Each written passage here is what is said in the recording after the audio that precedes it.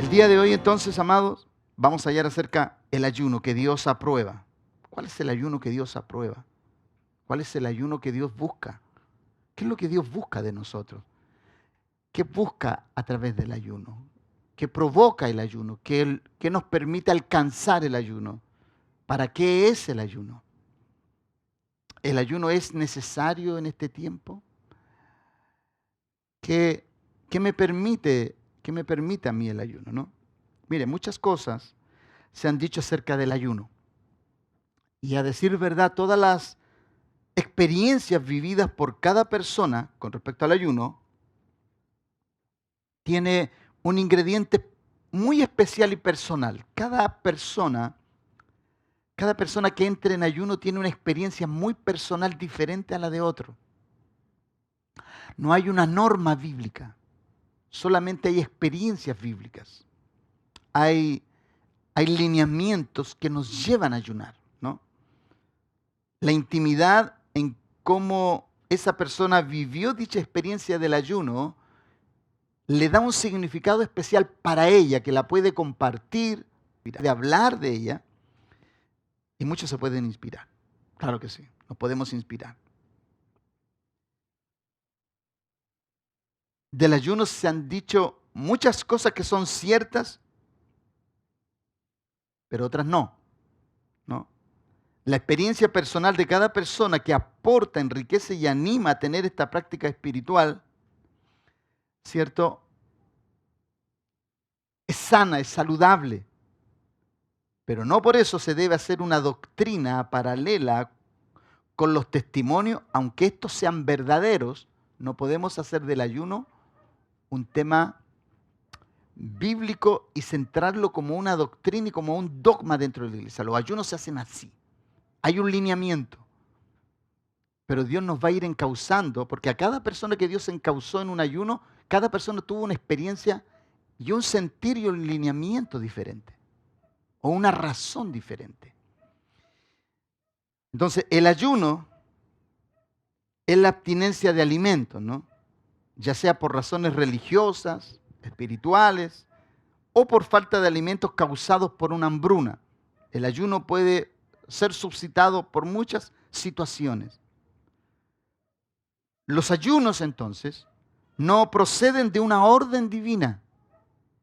No está consagrado en una demanda que dependa de la ley o un mandato, pero sí está contemplado como un acto de adoración y búsqueda de su voluntad sobre nuestras vidas.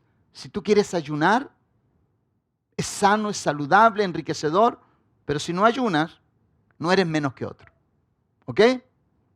Amén. No por esto usted no va a ayunar. Esta no es la ocasión. Esta es una convocatoria a ayunar. Es una convocatoria. Y hay una razón poderosa. El ayuno siempre tiene que tener una razón. El ayuno no se ejerce porque a mí se me ocurrió. Tiene que haber una razón de por medio. Todos los ayunos en la Biblia tuvieron un trasfondo, tuvieron una razón del por qué. Tuvo un ingrediente vital, tuvo una plataforma sobre la cual se ejercía. Entonces, como los ayunos no proceden de una orden divina, sí es divino y te mueves en una atmósfera divina cuando ayunas. ¿Por qué? Porque te abstienes de lo material para ser sustentado de lo espiritual. Entonces, eso va generando atmósfera. Entonces, el primer ayuno visible en la Biblia fue en Éxodo capítulo 24, verso 18, que dice, y entró Moisés, al menos el primer ayuno que se ve por una orden divina, pero se ve por una orden divina de llamamiento. No, Dios no lo llamó a Moisés a ayunar, lo llamó a conversar con él. Y como a Dios se le pasó la mano 40 días conversando con Moisés se le olvidó comer. Se le olvidó comer y beber. Porque nadie que está en la presencia de Dios, amado, se le ocurre o se acuerda de alguna bebida o de alguna comida. En la presencia de Dios, tú te olvidas de todo. De la mamá, del papá, de los hijos, de las necesidades. Tú te olvidas de todo. Y a Moisés le pasó lo mismo. Entonces, Éxodo dice, lo pusieron ahí, y entró Moisés, y él estuvo allí con Jehová 40 días y 40 noches. No comió pan, ¿cierto? Perdón, no, el primero. Y entró Moisés en medio de la nube y subió al monte y estuvo Moisés en el monte 40 días y 40 noches. Estaba leyendo el siguiente versículo que quería compartir. El primero es ese, ¿no? El primer versículo donde aparece Moisés ahí, Dios lo llama, ¿cierto? Y entró Moisés en medio de la nube. Entendemos, amado, que cuando la Biblia usa este lenguaje, Moisés entró en un ambiente desconocido. Había una nube que ocultaba a Dios. Y de hecho, en medio de la nube, Dios seguía estando oculto. Lo que Moisés percibía era esa voz, ese trueno que hacía estremecer el monte. Él estaba delante de él, ¿no? Y después, ¿cierto? Y después el mismo Moisés, ¿cierto? En Éxodo 34, 28, el primero que leímos fue 24, 18, y en Éxodo 34, 28, Moisés vuelve a vivir la misma experiencia de 40 días de estar en la presencia de Dios. Ahora, usted se preguntará, ¿por qué 40 días de nuevo? Porque recuerde usted que las primeras tablas que escribió Dios, cuando Moisés descendió, el pueblo, ¿se acuerdan que estaba haciendo fiesta y estaba adorando un becerro y todo eso? Bueno, esas piedras que Dios talló con su dedo, Moisés las quebró. Porque se airó Moisés y las tiró sobre el pueblo. Y Dios llamó nuevamente a Moisés y le dijo, hazte unas piedras. Las primeras fueron de Dios y las segundas fueron de Moisés.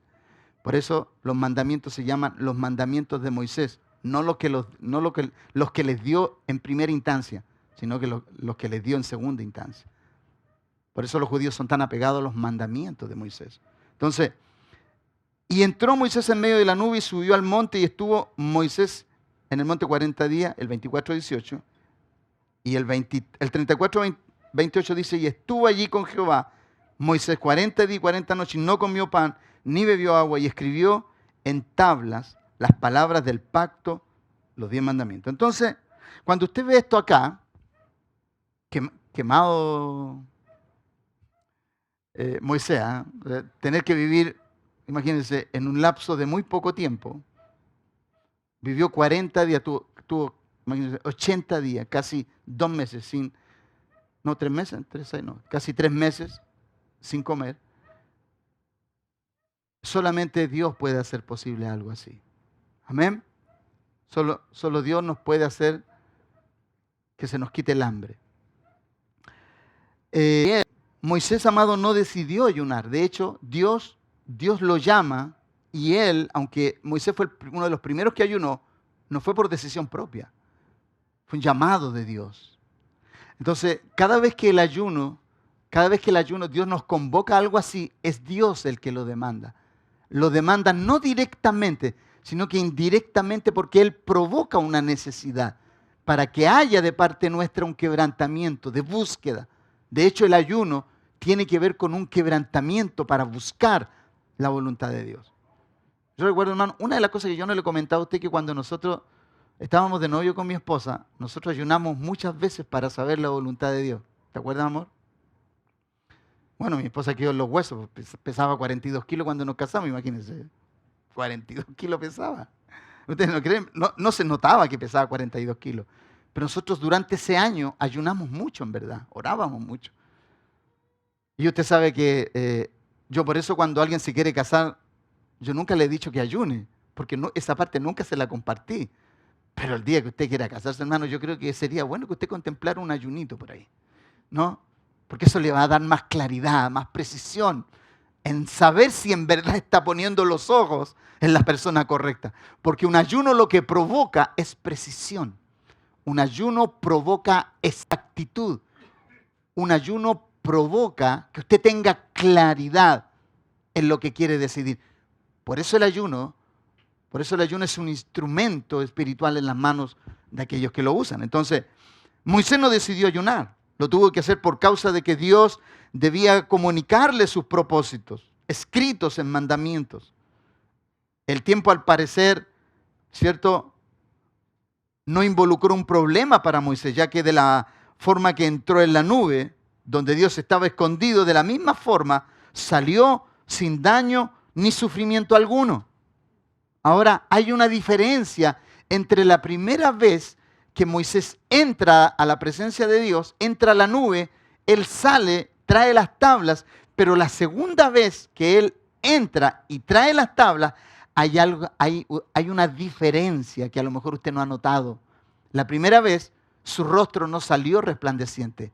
La segunda vez dice la Biblia que cuando él estuvo 40 días escribiendo, Moisés escribiendo, su rostro resplandecía. ¿Sabe cuál es el tema ahí? Es que cuando tú te involucras directamente con la palabra que tú administras termina por iluminarte todo lo que tú eres.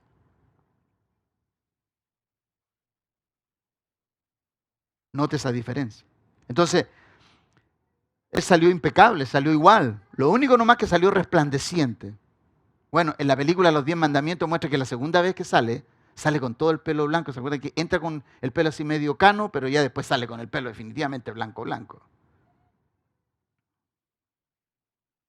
Hay numerosos ayunos en la Biblia, entonces. Después de este, hay numerosos ayunos voluntarios, generados por distintas necesidades o motivos espirituales. Y en tales situaciones se manifiesta, cada vez que hay un ayuno, debe manifestarse un espíritu de abnegada búsqueda voluntaria en la postura de un carácter humilde y dedicado ante Dios. ¿Sabes lo que sucede? Cuando tú ayunas, tú sabes que estás en un ejercicio tan pleno con Dios que el día que tú ayunas, todos los que están a tu alrededor lo pasan muy bien contigo. Porque tú no te desalineas en nada, a todos los tratas bien, porque tú sabes que estás en ayuno, no puedes fallar. Por eso el ayuno es bueno. ¿Por qué? Porque todos los que hacen ayuno saben que no pueden desligarse de esa cercanía que están teniendo con Dios. Porque están buscándolo, están buscando su voluntad, están buscando su propósito para su vida. A menudo, cuando era acompañado de intercesión el ayuno, que normalmente el ayuno siempre apelaba también a la oración. No era que había ayuno solamente, siempre había oración. Y a menudo, como era acompañado con oración, con intercesión ante Dios por los pedidos o por las demandas específicas, se expresaba siempre sinceridad y toda actitud generosa delante de Dios. ¿Por qué le comento esto? Porque el ayuno, siempre que hubo ayuno, siempre fue en pos de otro, nunca fue en pos de sí mismo. Entonces, un ayuno siempre tiene que ver con una necesidad de alguien, no de mis necesidades. ¿Amén? Entonces, con esto nosotros estamos derribando, ¿qué mito? Ese mito de necesito una respuesta de Dios, voy a ayunar. No. O sea, cuando tú ejerces y te ejercitas en pos de las necesidades de otro, tú ni siquiera tienes que ayunar por ti, porque la Biblia dice que lo que tú quieras que a otro le suceda, ¿cierto? Haz tú por él eso y tú vas a ver qué te va a suceder a ti. ¿Por qué? Porque es el resultado de tu inversión. Por eso la Biblia nunca apela al egoísmo de nuestra búsqueda. Es la búsqueda en pos de que alguien reciba respuesta a algo. Y todos los textos que yo te voy a leer siempre apela a esto. Mira, los 40 días de ayuno que vivió Moisés, las 2 veces con Dios, siempre tuvieron que ver con la palabra que era para el pueblo. No era un tema para él. No era que él estaba entrando en ayuno y 40 días hablaba con Dios y estaba arrepintiendo de sus pecados, no. Él estaba recibiendo una carta para su pueblo, para su primogénito, para Israel. Esa era una carta de amor. Era una carta, era un mensaje de vida para ese pueblo que no sabía cómo conducirse. Recuerden ustedes que hasta ese momento, todos los israelitas, la única manera que tenían de conducirse para con Dios era el compartir verbalmente la palabra, las directrices, lo que los padres habían enseñado y todo eso. Bueno, se habla, entre comillas, solamente lo voy a dar como dato, se habla que Melquisedec tenía instrucciones que estaban establecidas, pero parece que no había acceso a aquel instructivo sacerdotal. Eso es un misterio aún. Entonces, uno de los primeros ayunos que hubo en la Biblia con respecto a una necesidad fue en 1 Samuel capítulo 7, verso 3 al 6, lo vamos a leer para que usted vea el contexto en cómo un ayuno, en cómo se manifiesta un corazón en ayuno. Dice, verso 3 de 1 Samuel capítulo 7, dice, habló Samuel a toda la casa de Israel, voy a parafrasear, ¿por qué le habló? Samuel ya estaba en pleno ejercicio de su sacerdocio profético. Él era sacerdote y profeta. Él estaba en pleno ejercicio de su sacerdocio profético. Elí había muerto, Ofni y Fines, sus hijos habían muerto. Los filisteos le habían ganado una batalla a Israel, capturaron el arca, derrotaron a los israelitas, una tremenda vergüenza para Israel. Y el pueblo siente esta derrota muy dentro de sus corazones y de sus espíritus. Ellos quedaron quebrantados, arruinados por un pueblo que sistemáticamente les vencía, que eran los filisteos.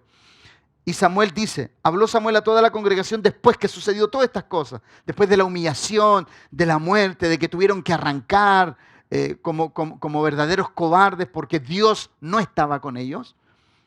Le dice, habló Samuel a toda la casa de Israel diciendo, si de todo vuestro corazón os volvéis a Jehová, quitad los dioses ajenos y a Astarot de entre vosotros y preparad vuestro corazón a Jehová y solo a él servid y os librará de la mano de los filisteos. Entonces los hijos de Israel quitaron a los Baales, a Astarot y sirvieron solo a Jehová. Y Samuel dijo, después que hicieron esto, reunid a todo Israel en Mizpa, y yo oraré por vosotros a Jehová. Mire, hasta aquí todavía no aparece el ayuno, ¿no? Y se reunieron en Mizpa y sacaron agua y la derramaron delante de Jehová y ayunaron aquel día, pero ayunaron después de haber ordenado todo, ayunaron ese día.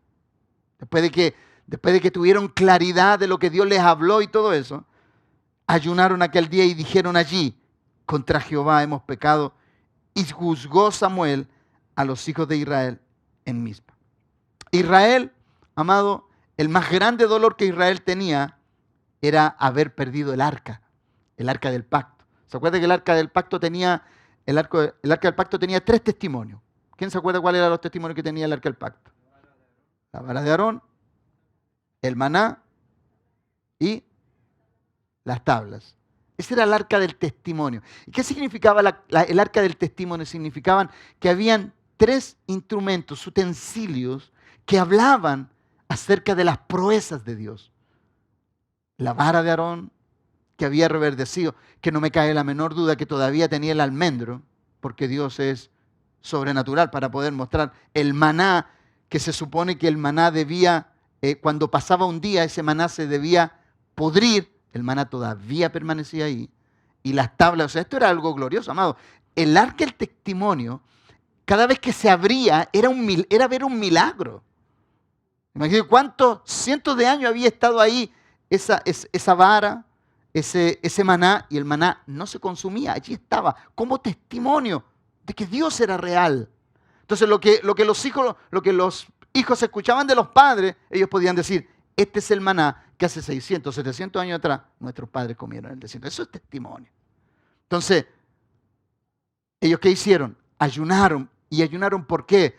Porque entendieron que la única forma de buscar la voluntad de Dios era a través del ayuno. Ya el quebrantamiento había sido efectuado, ya habían llorado, ya habían tenido de la derrota. Entonces el ayuno no apelaba a otra cosa, sino a buscar la redención y la voluntad de Dios.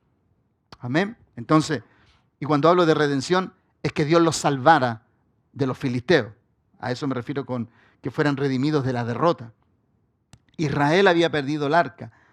Y perder el arca para Israel era perderlo todo. Para ellos no contar con el arca que representaba el pacto de Dios era ir a pelear en desventaja. Era ir a pelear para perder. Por eso, amado, nosotros cuando ¿Se ha dado cuenta que cuando nosotros vamos a algún trámite, nosotros oramos solamente? Decimos, Señor, acompáñame tú, guíame. Pero cuando tú a eso le añades ayuno, cuando tú dices, Señor, quiero estar en tu voluntad y quiero hacer tu voluntad. Y si yo he de estar en algún lugar, tiene que ser por causa de tu propósito. No porque yo quiero ganar dinero, no porque yo quiero protagonismo, no porque yo quiero esto, lo otro, no. Tiene que apelar a la voluntad de Dios. Amén. ¿Están concentrados? Amén. Entonces, los filisteos, una de las cosas, uno de los errores de los filisteos es que ellos desestimaron la humillación de Israel, porque después Israel los vence. ¿Y sabe por qué hago alcance esto? Porque cada vez que tú te humillas, aunque tú hayas sufrido la más horrenda y asquerosa y cruel derrota, si tú te humillas, la victoria va a estar nuevamente sobre ti. Amén. Lo que ellos vivieron fue grosero, fue una exposición a todos los pueblos que estaban alrededor de ellos, porque ellos eran muy los israelitas eran muy jactanciosos. Entonces la vergüenza para ellos fue magna. Los filisteos desestimaron la humillación de ellos. Amado, nunca desestimes una humillación. Mire, cuando una persona se humilla ante una persona que es soberbia y que es horriblemente soberbia, el que se humilla siempre tiene todas las de ganar. Amén. Así que, amado, para ti y para mí, que la humillación nunca sea un problema. De hecho, la humillación es la solución a tu problema. Amén. Otro de los eventos donde el ayuno tiene un distintivo de la endecha, del dolor, del sufrimiento, ¿cierto? Es cuando se enteran de la muerte de Saúl. Quise tocar este tema de Saúl, no lo iba a tocar. En 1 Samuel capítulo 31, verso 11 al 13, dice la Biblia que cuando Israel supo que Saúl y sus hijos habían muerto, recuerde usted que a Saúl le cortaron la cabeza, fue una derrota muy vergonzosa. Cuando se enteran de la muerte de él y de sus hijos, aunque sabiendo ellos que el rey ya no tenía la benevolencia ni la aprobación de Dios, no dejaron de rendirle honores a ese hombre que murió, porque era rey de Israel, era un rey. ¿Por qué pongo esto en relieve? La Biblia dice que cuando murió Saúl, Saúl hizo una de las cosas, fue uno de los reyes más sanguinarios. Recuerde que Saúl mató a los sacerdotes, cuando los sacerdotes ayudaron a David, cuando Saúl se entera, los mata a todos, dentro del santuario, hermano. Eso fue abominable, los mata a todos. Eso fue atroz, ese hombre estaba enajenado, pero aún así el pueblo le lloró, porque era un rey. Entonces, aquí usted se da cuenta, mire, los israelitas sabían también esto, aprenda esto. Una cosa es lo que tú tengas contra alguien y otra cosa es lo que esa persona merece por lo que representaba. Porque ellos, dice que ayunaron 7 días y lloraron a Saúl. A Saúl no le debió haberlo llorado nadie por todas las cosas, atrocidades que hizo. Pero hay cosas que el honor no nos puede permitir no dejar de hacer. Por eso el apóstol Pablo dice que al que merece honra hay que darle honra. Amén. Al que merece perdón, dale perdón. Al que merece estima, dale estima. Aunque no se la merezca por causa de lo que ostenta y tiene. Y esto tiene que ver mucho con nuestros padres, amados. Mire, una de las cosas que yo le enseñé hace un tiempo atrás a usted nunca puede escoger qué padres tener. Pero si no fuera por esos padres, usted no estaría aquí. Y ya eso es motivo suficiente para que usted ame a sus padres. Sea la mamá y el papá, ¿no? Sea como ellos hayan sido en su crecimiento, en su desenvolvimiento. Cuando la luz de Cristo ilumine el corazón de esos padres, hay serias garantías que esa persona cambie y sea una persona que tú jamás imaginaste. Amén. Por eso el honor, nunca tienes que olvidarte del honor. Amén. Por eso puse este detalle. ¿Por qué? Porque hay veces que hay personas que quieren pasar por alto a las personas. Hay muchas personas que dicen, no sé por qué me estoy deteniendo en esto hoy día, ¿no? Pero voy a decir este detalle. Usted sabe que hay personas que no rinden honores porque las personas no se lo merecen. Hay honores que no necesitan merecerse. Están concedidos por Dios. Y cuando Dios te concede un honor, Dios no le pide su venia a nadie porque Él es Dios. Y Él honra a quien quiere honrar. Amén. Así que si tú eres un padre, si yo soy un padre o una madre aquí, ya esa persona viene con la honra de parte de Dios. Aunque esa persona ni siquiera crea en Dios. Hay que solamente decirle, si en algún momento tú puedes decirle, mira, si tú no crees en Dios, te quiero dar a conocer que Dios ya te ha honrado con el simple hecho de ser padre, aunque tú no creas. Y si esa persona te dice, ni me interesa, mira, aunque no te interese, Dios no va a quitar esa honra que te delegó por solamente ser un padre.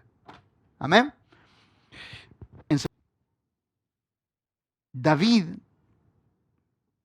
en 2 de Samuel capítulo 12, verso 21-23, voy a parafrasear lo que sucedió allí. Si lo puedes poner, lo podemos leer también, ¿no?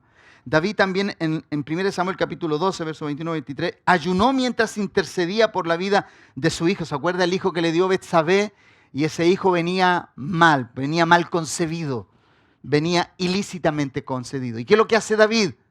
El cantor de Israel, aún turbado, ¿qué es lo que hace? Comienza a interceder por alguien sobre el cual Dios ya había tomado una decisión. El profeta Natán le dice, tú hiciste esto, esto y esto. Y David se da cuenta y se arrepiente. Y le dice, Dios ha perdonado tu pecado, pero ese hijo va a morir, no va a nacer. Y dice la Biblia que él intentó doblarle la mano a Dios. Amado, cuando Dios da una sentencia, es mejor vivir bajo la voluntad de lo que Él decide. Siempre es mejor. Amén.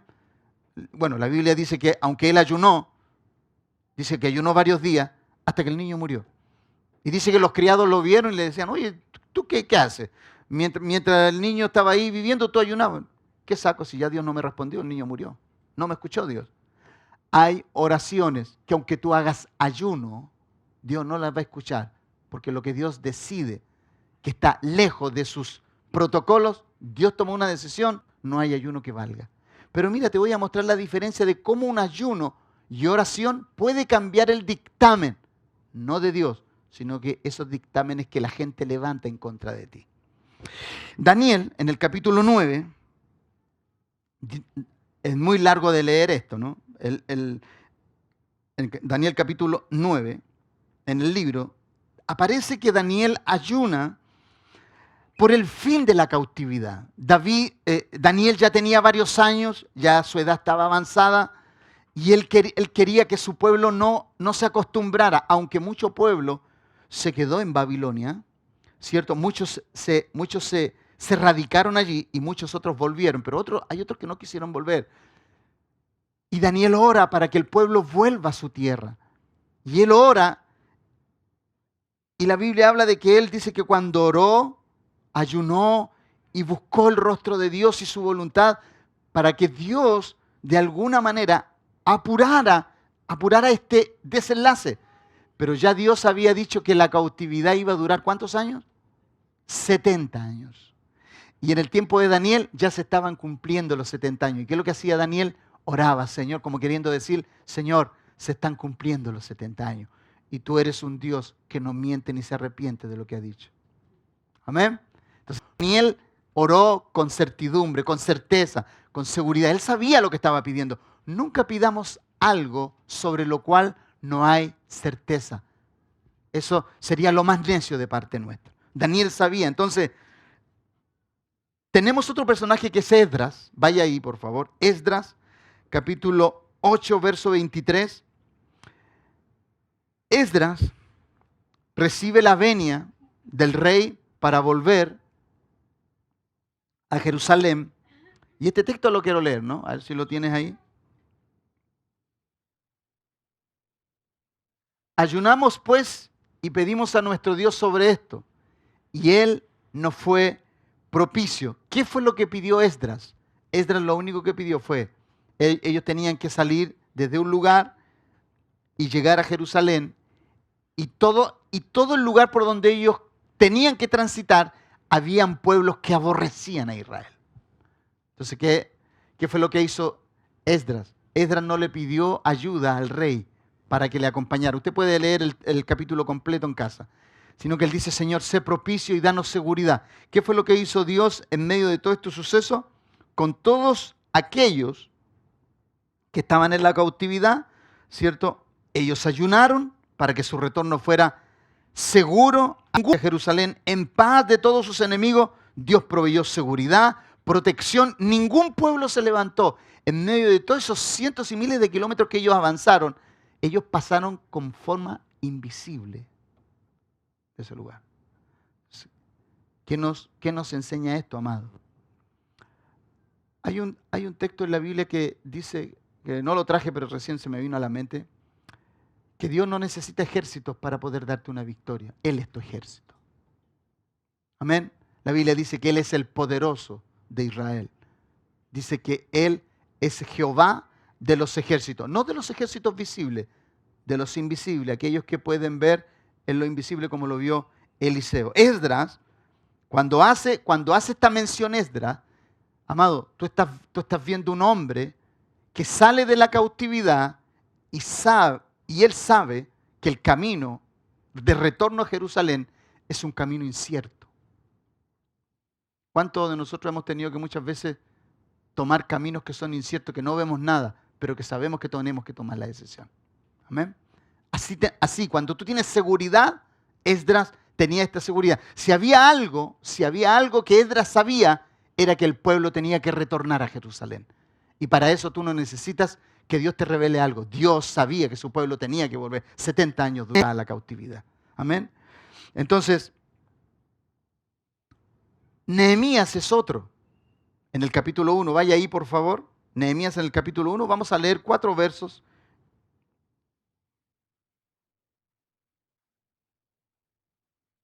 Nehemías capítulo 1 dice, verso 1, los primeros 4 versos, dice, palabra de Nehemías, hijo de Acalías, aconteció en el mes de Quisleo, en el año 20, estando yo en Susa, capital del reino. Amado, haga usted este análisis. Nehemías estaba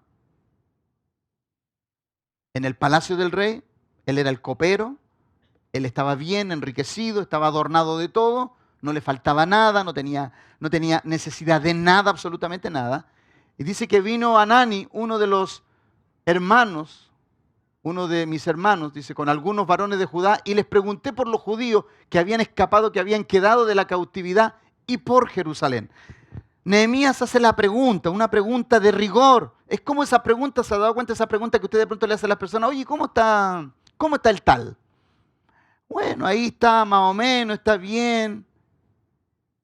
Pero esas son preguntas de rigor, porque no es que si a usted la persona le dice, mira, la persona está casi muriéndose, la persona le dice, uy, ojalá pueda encontrar mejoría. Mire, eso es lo que cualquiera de nosotros diría.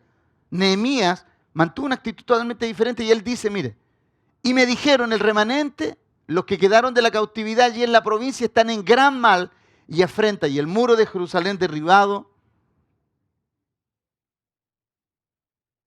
y sus puertas quemadas a fuego.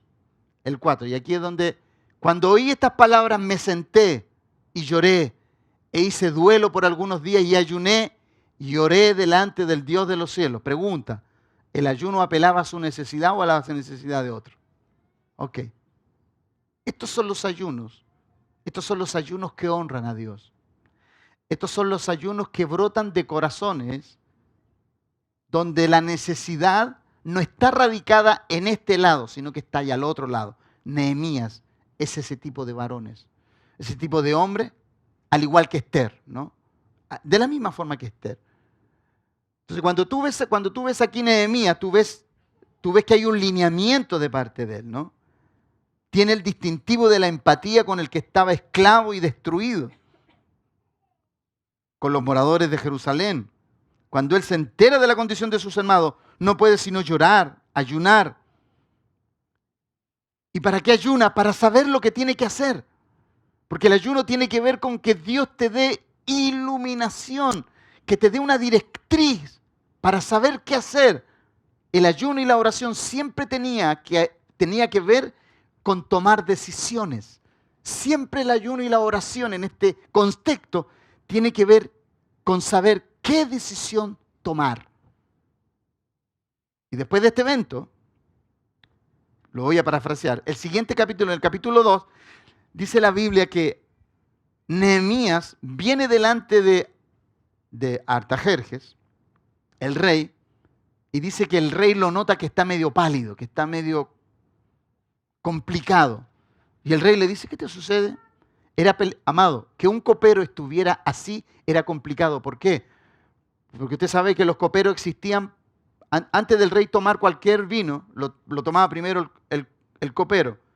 El rey esperaba unos segundos para ver si no se moría. Y después tomaba él. El copero servía de un testeador. Él era el que saboreaba por si no tenía veneno o algo por el estilo. Entonces cuando Nehemías está complicado, él le dice, ¿qué te sucede? Porque aquí hay aflicción de espíritu en ti. Y ahí Nehemías le dice, ¿cómo no voy a estar atribulado si la casa de mis padres, mis hermanos, está en ruina? Entonces, aquí tú tienes que tener este distintivo. El ayuno tiene este distintivo. El ayuno a ti te muestra lo que tú debes hacer por aquellos que están padeciendo. Porque normalmente la frialdad de aquellos que están bien, que les va bien, no ven a veces lo que le puede estar sucediendo a los demás. Amén. Nehemías es el ejemplo de cómo debemos actuar en medio de la opulencia que Dios nos pueda dar. El ayuno que te permite que no te ciegue los ojos a la necesidad de lo que Dios está mostrándote y te está comunicando. Esther es el mismo cuadro. Esther es el mismo cuadro. Y en Esther capítulo 4, verso 16, lo voy a juntar con este.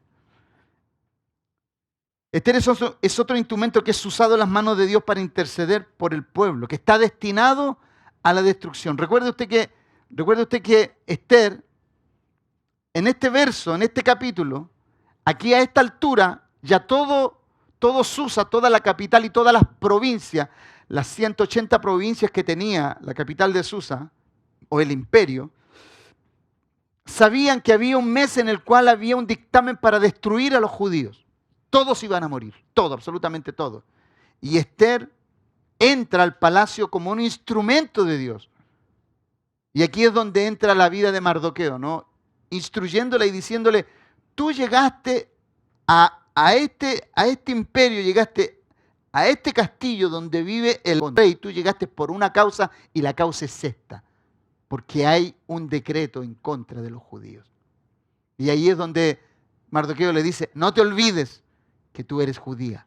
No sea que para esta hora tú llegaste al palacio del rey. Y cuando ella cae en razón, ella dice entonces esto, ¿no? Ve y reúne a todos los judíos, entendiendo que aquí había que hacer algo. Había que generar una estrategia. Aquí había que generar un lineamiento. La voluntad de Dios tenía que manifestarse. Y aquí está la diferencia entre el ayuno que hizo David por su hijo y el ayuno que hizo Esther por su pueblo. Aquí ustedes ven dos desenlaces totalmente diferentes. Dos ayunos igualitariamente iguales, oraciones igualitariamente iguales, con la única diferencia que lo que Dios había decretado no había vuelta atrás, pero lo que el hombre había decretado en contra del pueblo de Dios, eso sí estaba por verse. Entonces, Esther dice, ve y reúne a todos los judíos que se hallan en Susa y ayunad por mí, y no comáis ni bebáis en 3 días, noche y día. Yo también con mis doncellas ayunaré igualmente, y entonces entraré a ver al rey, aunque no sea conforme a la ley, y si perezco, que perezca. Estos son los lineamientos que Dios tiene que darte a ti para los ayunos. Me acuerdo hace un tiempo atrás, alguien me preguntó acerca de los ayunos, ¿no? Y yo le exhorté brevemente acerca de aquello, ¿no? Los ayunos siempre tienen que tener el ingrediente de la generosidad, nunca el egoísmo. Si un ayuno no tiene el ingrediente de la generosidad, difícilmente puede tener éxito ese ayuno. Y aquí tú puedes ver que los restantes capítulos, después del capítulo 5 en adelante, tú puedes ver cómo Dios le dio la victoria al pueblo de Israel. Mataron a Amán, el agageo, ¿cierto? El que quería destruir a los judíos. Hizo una horca para Mardoqueo, lo mataron, lo destruyeron y el pueblo hizo fiesta. ¿Por qué? Porque Dios trabó y confundió el decreto que había en contra de ellos. Entonces, aquí tú puedes ver que el ayuno y la oración quebrantó un decreto en contra de una nación. Entonces, amado, ¿por qué nosotros necesitamos orar? Porque si nosotros oramos y ayunamos, nosotros podemos quebrantar estos decretos que están levantándose contra nuestra ciudad, contra nuestra región y contra nuestro país. Amén. ¿Podemos hacerlo? Sí. Claro que podemos hacerlo. Claro que sí. Si aquí están los lineamientos, aquí están los ejemplos. Aquí están los ejemplos claros. El ayuno, entonces, el ayuno tiene que tener este distintivo. Ahora, no solamente la postura externa, lo que es dejar de comer, tiene que tener solamente, hay un ordenamiento, hay un ordenamiento interno. E Isaías nos comparte acerca de lo que es el ayuno. ¿Qué es lo que distingue el ayuno entre un ayuno y otro, ¿no? Isaías es mucho más tajante con respecto al ayuno, porque un ayuno es mucho más que solo dejar de abstenerse de comer y de gustar manjares delicados y comidas. Es mucho más que eso. El verdadero ayuno que Dios exige tener un corazón aprobado en todo, primeramente para con tu hermano, ¿cierto? Y que seamos instrumentos de redención y no de esclavitud. Mira, el pueblo de Israel ayunaba en medio de una asquerosa conducta espiritual. Y mira lo que le dice Isaías. Isaías capítulo 58, verso 3 al 12. Lo tengo aquí, lo voy a ir leyendo. Ahí Antonio lo va poniendo uno por uno. Dice, porque dicen, ¿no? Aquí Jeremías está contradiciendo a los sacerdotes y a todo el pueblo. Y él dice, porque ustedes dicen, ayunamos y no hiciste caso. Humillamos nuestras almas y no te diste por entendido. He aquí que en el día de vuestro ayuno buscáis vuestro propio gusto y oprimí a todos vuestros trabajadores. He aquí que para contiendas y debates ayunáis y para herir con el puño inicuamente. Mire, le voy a interpretar esto. Hay personas que ayunan solamente para competir, que son más espirituales que otros. Porque tienen la fortaleza, tienen esa entereza de dejar de comer un día, 2 días y 3 días. Y lo enrostran. Y aquí el profeta lo que está diciendo es, cuidado con ese tipo de ayunos. Y él dice, no ayunéis como hoy, para que vuestra voz sea oída en lo alto. Es tal el ayuno que yo escogí, que de día aflija el hombre su alma, que incline su cabeza como junco y haga cama de silicio y de ceniza. ¿Llamaréis esto ayuno y día agradable a Jehová? ¿No es más bien el ayuno que yo escogí desatar las ligaduras de impiedad? Amado, cuando decimos desatar ligaduras de impiedad, está hablando de comportamientos que tenemos en la intimidad, en nuestros hogares, en nuestras casas, donde nadie nos ve, pero Él sí lo ve. No es desatar ligaduras de impiedad, soltar las cargas de opresión y dejar ir libre a los quebrantados y que rompáis todo yugo. No es que partas tu pan con el hambriento y a los pobres errantes albergues en casa, que cuando veas al desnudo lo cubras y no te escondas de tu hermano. Entonces, cuando hagas el verdadero ayuno, nacerá tu luz como el alba y tu salvación se dejará ver pronto e irá tu justicia delante de ti y la gloria de Jehová será tu retaguardia.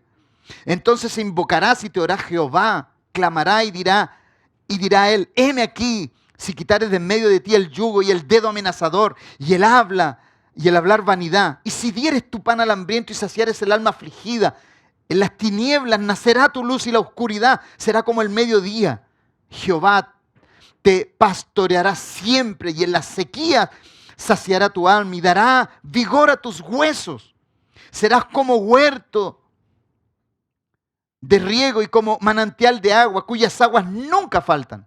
Y los tuyos edificarán las ruinas antiguas, los cimientos de generaciones. Y generación levantarás y serás llamado reparador de portillos, restaurador de calzadas para habitar. Qué precioso texto, ¿eh? Ese es el ayuno que Dios ama. Ese ayuno que no tan solamente aflige el cuerpo, sino que aflige el alma, amado, que aflige el alma. Y esto, amado, el ayuno tiene que tener unanimidad familiar. O sea, si tú te arreglas con tu hermano en casa, amado, tú tienes que arreglar tus cosas porque tú no puedes venir a lacerar tu cuerpo y de pronto no estar bien con tu hermano.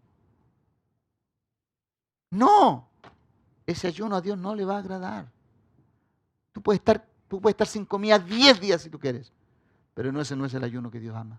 El primer ayuno que Dios ama es el que tú te abstengas de hacer mal, que tú te abstengas de hacer lo malo, que te abstengas de ser irónico, que te abstengas de ser un idiota dentro de la casa, de ser una persona que levanta polvo dentro de su hogar. El primer ayuno es cuando tú mantienes tu casa limpia de todo aquello que la enlodece. Eso es lo primero, es el primer ayuno.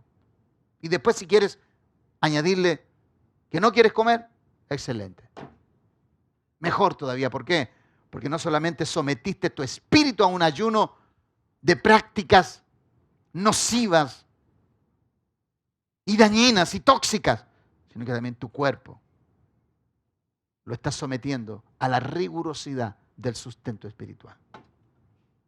Amado, vamos a ver cosas gloriosas, amado.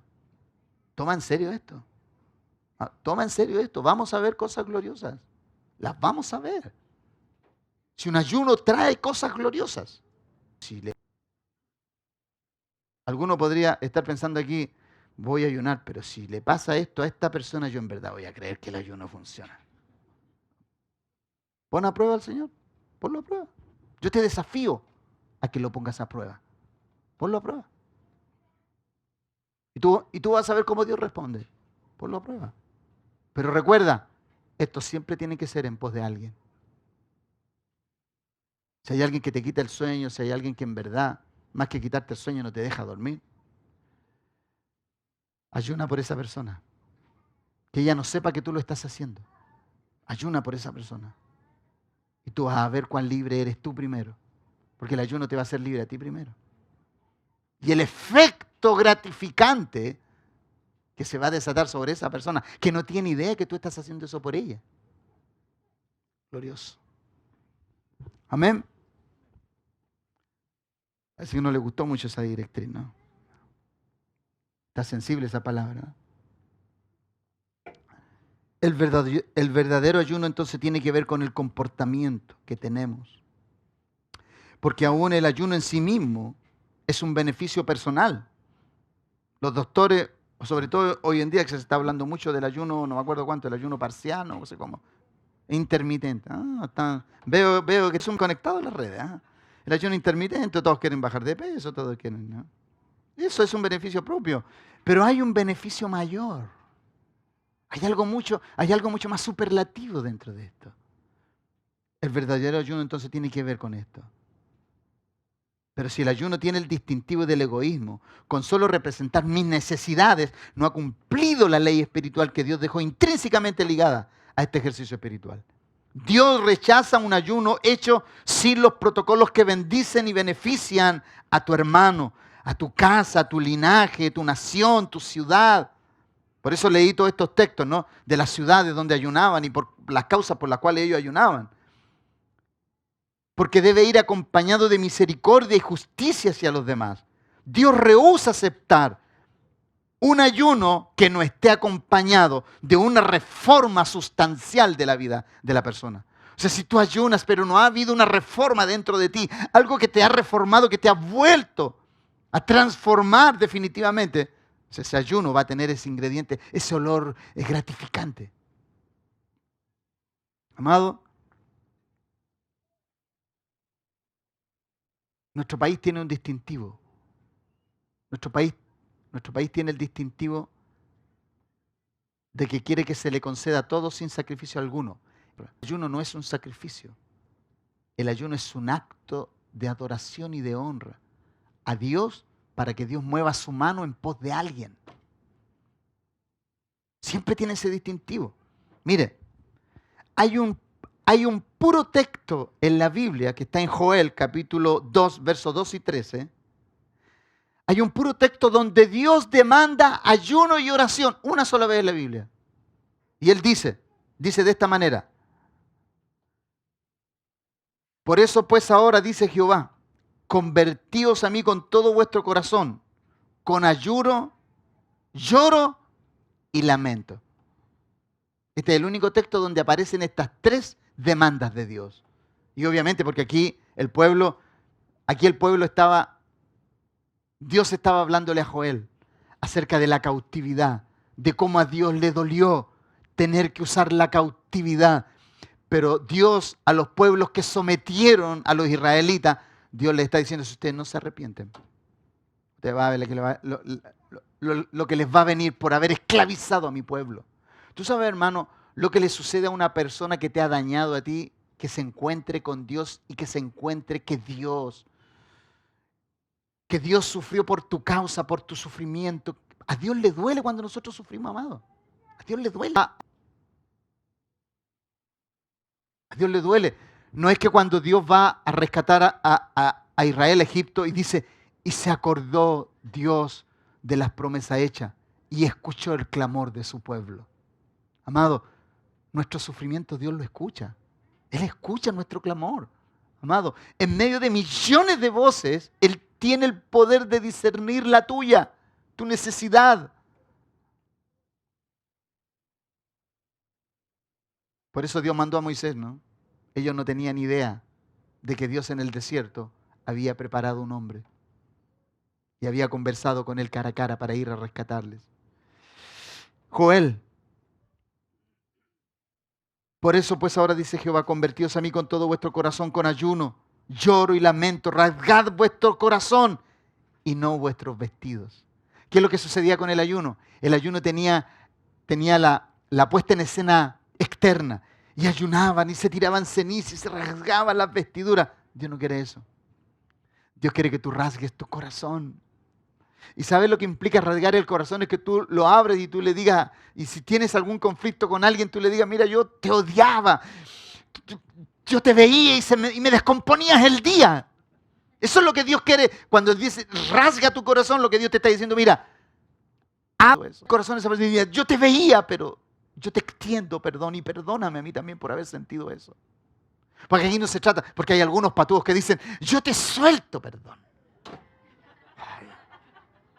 Hello. No, tú tienes que decir: yo suelto perdón, pero perdóname por haber sentido esto hacia ti.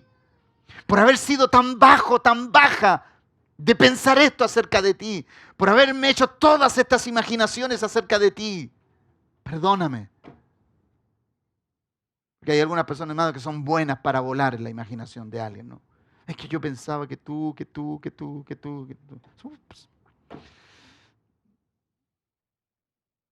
Por eso el Señor dice, ¿no? Rasgad vuestro corazón, no vuestros vestidos, convertíos a Jehová vuestro Dios, porque misericordioso es y clemente, tardo para la ira y grande misericordia, y que se duele del castigo. Mira, aquí dice, ¿qué es lo que te está diciendo? A mí me duele castigarte, me duele, pero debo hacerlo. Porque es la única forma que tú entiendes.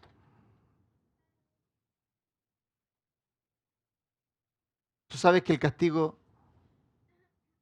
es el único método que Dios tiene para poder mostrarte lo que significa el dolor.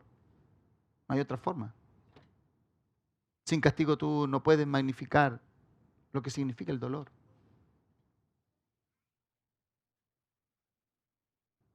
Porque el dolor a ti te hace alejarte de lo que daña, ¿o no? ¿Sí o no? Escuchaba el testimonio de una persona en Estados Unidos que tenía una enfermedad muy rara y esa persona no siente dolor. Y como no siente dolor, ella se puede estar quemando, ella puede estarse lacerando, puede estarse cortando y no sabe. Ella se puede desangrar y no sabe porque no tiene dolor. Porque Dios dejó el dolor para que tú identifiques lo que es dañino, tóxico y destructivo. ¿Se ha dado cuenta esa frase que dice el mundo? ¿Por qué hay tanto dolor? La única forma que la gente entienda es que vea el dolor y reacciona ante el dolor. Hay gente que ya no reacciona ante el dolor. Hay gente que es insensible ante el dolor. Y ya nosotros lo estamos viendo de entre todas las cosas que suceden en nuestra ciudad. Voy terminando, amado. ¿Está quedando claro qué significa un ayuno entonces? ¿Amén? Ok.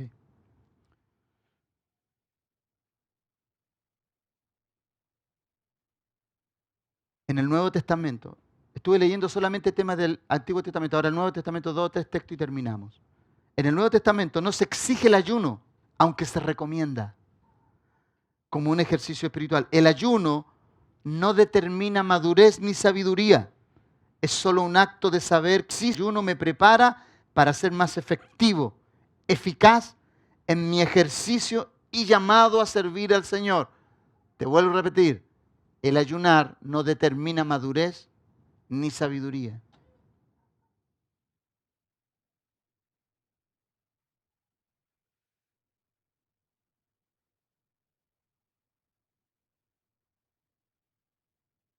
El ayuno era el instrumento sobre el cual los apóstoles funcionaban para poder determinar muchas cosas.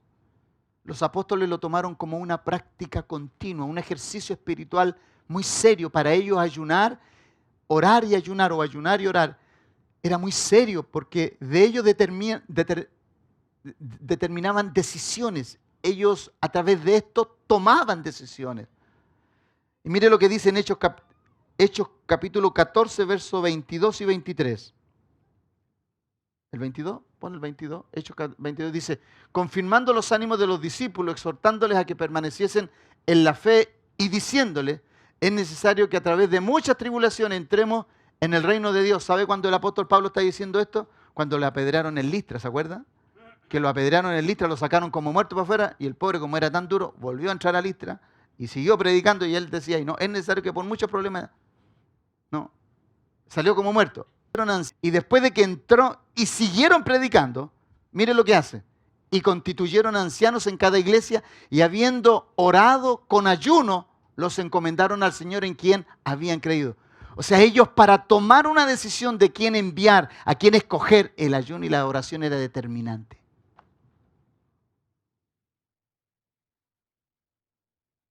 Amado, no sé, usted compara esto con la iglesia actual, amado. Pablo recién venía de ser apedreado. Y no le tiraban huevillitos pequeños, pues, ¿no? Lo sacaron como muerto. Y ellos lo creyeron muerto. De hecho, hay exégetas que dicen que en verdad estaba muerto. Y al orar los hermanos, él se levantó. Y él se sacudió, entró de nuevo al mismo lugar, hermano. Allí tú tienes un hombre que no es guiado por sentimientos. Porque cualquier persona que lo apedrean en un lugar, ¿qué dice? A mí no me quieren en este lugar, así que yo me voy. ¿Para qué me voy a exponer a que me apedreen de nuevo? No, él volvió a entrar y para más remate, y instituyó ancianos. Y voy a dejar establecida una iglesia aquí. Eso es determinación. ¿Por qué? ¿Qué es determinación? Porque es un hombre que sabía cuál era su llamado. Amén.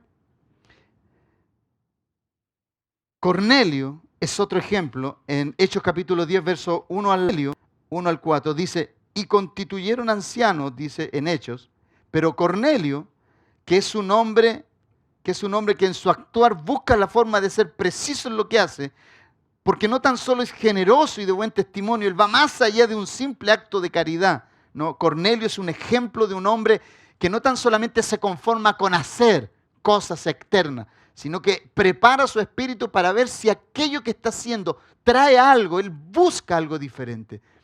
Cornelio es una persona que sabe que detrás de todo lo que haga con respecto a su servicio, el ayuno le va a abrir una puerta. Miren lo que dice en Hechos capítulo 10, verso 1 al 4, que retrata la vida de Cornelio. Y dice, había en Cesarea un hombre llamado Cornelio, centurión de la compañía llamada italiana, piadoso, temeroso de Dios con toda su casa, que hacía muchas limonas al pueblo y oraba a Dios siempre. Este vio claramente en una visión, como a la hora novena del día, que un ángel de Dios entraba donde él estaba y le decía, Cornelio. Él mirándole fijamente y atemorizado dijo, ¿qué, Señor? Y le dijo, tus oraciones y tus limonas han subido para memoria delante de Dios. Leamos el verso 30 y 31, que es más exacto con respecto a lo que le sucede. Entonces Cornelio dijo, hace 4 días que a esta hora yo estaba en ayunas. Mire por qué Dios le muestra a un hombre toda esa plataforma, toda esa visión. Pues no era un hombre que solamente daba, no era un hombre que ayudaba. era un hombre que espiritualmente tenía una disciplina. Amén. Y él dice, a la hora novena, mientras oraba en mi casa, vi que se puso delante de mí un varón con vestido resplandeciente y dijo, Cornelio, tu oración ha sido oída y tus limosnas han sido recordadas delante de Dios. Amado, el principal beneficio que se obtiene del ayuno es la claridad mental que proviene de una abstinencia total o parcial de alimento y que capacita a la persona para percibir la voluntad de Dios en forma más clara y nítida por estar concentrado en lo espiritual. ¿Tú crees que Cornelio estaba ayunando para que se le apareciera un ángel? No, esa fue la retribución de un acto generoso hacia las personas, pero también generoso espiritualmente hacia Dios. Señor, no solamente voy a ayudar, voy a buscar tu rostro para saber qué debo hacer. Por eso el ayuno a nosotros nos da precisión. El ayuno te encausa. El ayuno te permite ver dentro de ti lo que necesita ser perfeccionado. El ayuno te permite verte con claridad porque tú sabes que estás en un contacto directo con Dios. Hay algo, hay una comunión mucho más íntima por el efecto de no tener cosas materiales dentro de ti. Tu ser está siendo alimentado solamente y dependiendo de Dios. Solamente su palabra y dependiendo de Dios. Pablo, amado, con todo esto, Pablo, que es un hombre que está siendo recién insertado en la iglesia, Pablo continuó con esta práctica. Toda vez que lo vio en los apóstoles, que le enviaron junto a Bernabé a la obra del ministerio, Pablo toma el ejemplo y después sigue haciendo lo mismo. En Hechos capítulo 14, verso 19 al 23, mire lo que dice. Dice, entonces vinieron los judíos de Antioquía y de Iconio que persuadieron a la multitud y habiendo apedreado a Pablo, le arrastraron fuera de la ciudad. Ahí estoy hablando acerca de lo que le sucedió anteriormente. Aquí es donde Pablo constituye los ancianos de la ciudad. Pero esto tiene que ver con que a él lo constituyeron primero. Pablo, para ser enviado, lo constituyeron bajo oración y bajo ayuno. Él no fue enviado en forma amigable o porque era bueno. Esto lo dice en Hechos 13, por favor, Anto. Hechos 13, 1 al 3 dice, había entonces en la iglesia que estaba en Antioquía profetas y maestros, Bernabé, Simón, el que se llamaba Níger, Lucio de Cirene, Manaén, el que se había criado junto con Herodes, el tetrarca. Y Saulo, ministrando estos al Señor y ayunando, dijo el Espíritu Santo, apártenme a Bernabé y a Saulo para la obra a que los he llamado. Entonces, habiendo ayunado y orado, le impusieron las manos y los despidieron. Aquí tú puedes ver que el ayuno es el instrumento sobre el cual ellos basan la directriz de sus decisiones. Y no solamente oran, ayunan, porque saben que en el ayuno hay un contacto directo con Dios. Y ahí después en Hechos 14, Él hace lo mismo. Así como Él fue enviado, Él también envía a otro. Ahora, Jesucristo también ayunó, pero fue implacable. ¿Ustedes saben cuánto ayunó Jesucristo? ¿Cuántos días ayunó Jesucristo? ¿40 días? Ok. Jesucristo fue implacable con aquellos que lo hacían para ser visto y alardear, ¿no? Hacer gala de que eran fuertes espiritualmente. En Mateo 6, 16 al 18, Él dice, cuando ayunéis, dice, porque mire, Jesucristo en el único libro, en dos evangelios se refiere a esto, pero es el único capítulo donde se refiere al ayuno, algo que no estaba constituido, pero Él da su aprobación e ilustra cómo debe hacerse el ayuno. Y Él dice, cuando ayunéis, no seáis austeros como los hipócritas, porque ellos demudan su rostro para mostrar a los hombres que ayunan. De cierto os digo que ya tienen su recompensa, pero tú cuando ayunes, unge tu cabeza, lava tu rostro, para no mostrar a los hombres que ayunas, sino a tu Padre que está en secreto. Y tu Padre que ve en lo secreto, ¿qué sucede? Ok, ¿qué trae el ayuno entonces? ¿Qué le trajo el ayuno a Cornelio? Recompensa, un ángel, Pedro en su casa ayunando. ¿Qué más? Que vino el Espíritu Santo sobre toda su casa, sobre sus amigos, sobre su familia. El ayuno, hermano, tiene recompensa. Y aquí lo dice, pero recuerde esto, tiene recompensa, pero bajo un protocolo. El ayuno tiene que tener un comportamiento, tiene que tener una idea clara, tiene que ser preciso. Recuerde que en el ayuno tienen que haber dos cosas y no tienen que haber dos cosas. Lo que tiene que haber es generosidad. ¿Y qué más? Hacia el prójimo, que tiene que haber generosidad y Yo lo dije.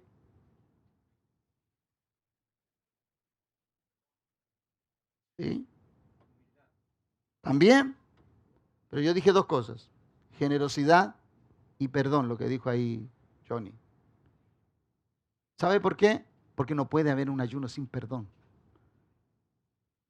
Y sin humildad tampoco hay perdón. Sí, es re fácil, amado, es re fácil ver una persona humilde. Una persona humilde se conoce cuando pide perdón. Y no hay más. No hay más que escribir. Cuando una persona a ti te dice, hermano, perdóname, ese está siendo una persona seria. ¿Quién no es serio?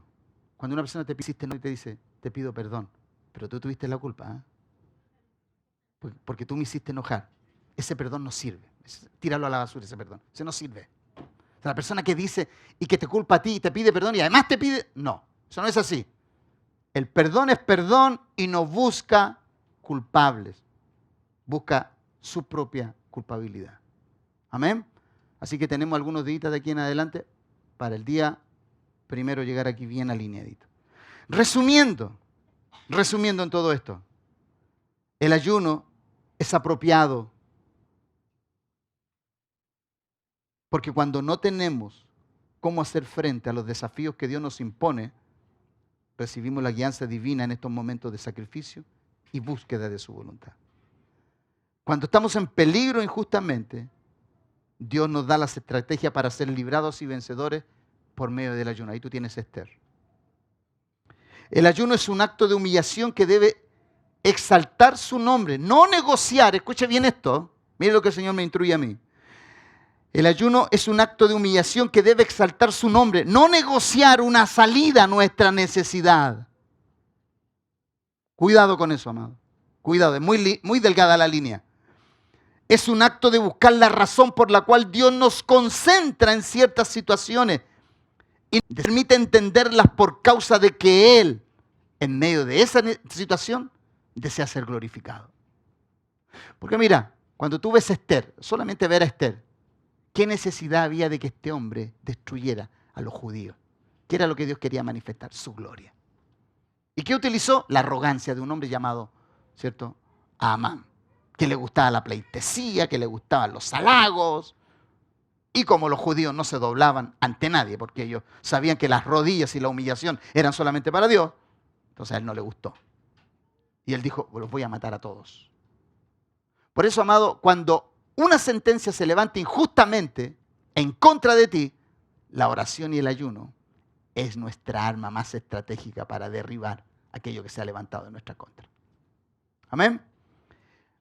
Un dato anecdótico, amado, es que Moisés, Elías y Jesús, por lo que representaban, todos ellos ayunaron 40 días. Y sus ministerios estuvieron cargados de este ejercicio espiritual que les hizo superlativos en su función a la hora de ejercer el liderazgo que tenían. Ellos fueron personas. De hecho, amado, la Biblia declara que Jesucristo, Moisés y Elías, en ellos tres se retrata toda la palabra. Moisés y Elías representan los profetas y la ley. Y Jesucristo, la palabra en toda su dimensión. Así que, amado, yo no le voy a pedir que usted ayune 40 días, no se preocupe. No. Este desafío es ese desafío para ir a conocer al Padre de una, ¿no?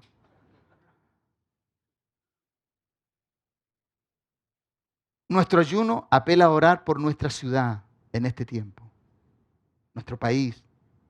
Dentro de este contexto estamos nosotros como iglesia. No hay estamento que esté cuestionado dentro de nuestra sociedad. Pero nosotros tenemos que hacer la diferencia, amado. Somos una iglesia pequeña. Yo no sé cuántos de mis conciervos se están preparando, y estoy seguro que se están preparando en oración y en ayuno. Amado, el domingo es un día clave para nosotros, porque ese día vamos a determinar confundir las huestes del infierno en contra de nuestra ciudad. Usted sabe que del día lunes comienzan todas las protestas, y nosotros justo el día domingo nos cabe orar en este lugar. Y vamos a orar y vamos a ayunar para que el diablo sea confundido con todas sus huestes de maldad y los daños no nos alcancen, nuestras familias sean protegidas y todos los inocentes que son dañados por causa de esto, amados, sean protegidos. Nosotros tenemos que orar por nuestra ciudad. Tenemos que orar por nuestra ciudad.